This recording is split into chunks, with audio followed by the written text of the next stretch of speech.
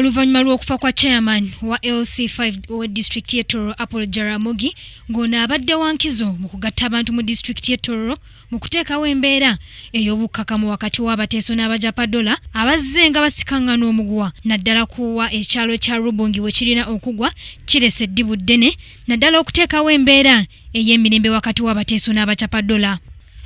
Wadde nga chairman Jaramogi avudde mu bulamu bw'ensi eno, abakulembeze abava e Tororo bagamba abantu b'e Tororo tebakozesa embeera eno okulemesa enteekateeka ez'okuteekawo obukkakamu mu disitulikiti eno, ng'era bagamba tebakozesa akakisa kano okusiikuula embeera mu disitulikiti y'e Tororo.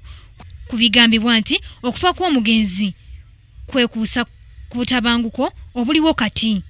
Tukubira bannayuganda naddala ab'e Tororo babe bakakamu obutawanyisaganya ebigambo ebisongovu lwaki ani ase Jaramogi.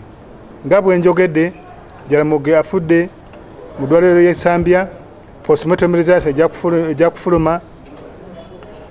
Tewaba muntu yenna aba ayogera oba aleeta ebigambo ebitabulatabula. Tumaze okufiirwa, tetwagala okufiirwa mulundi ogwokubiri.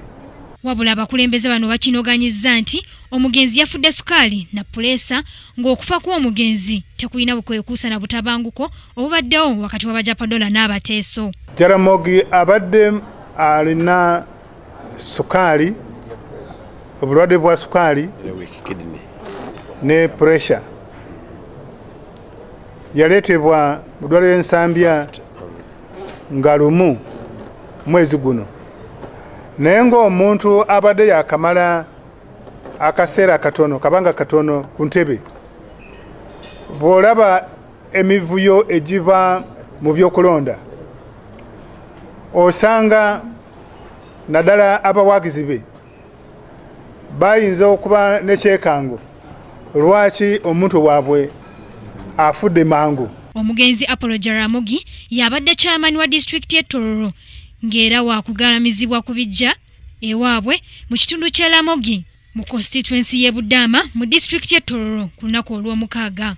Gye buvuddeko mu district eno y'e Tororo wagwawo obukuubagano obwavaako obutabanguko ku kyalo Rubongi, ng'abateeso baagala ekyalo kino kigattibwe ku Tororo municipality, ng'ate eno ejjuddemu abajapadola.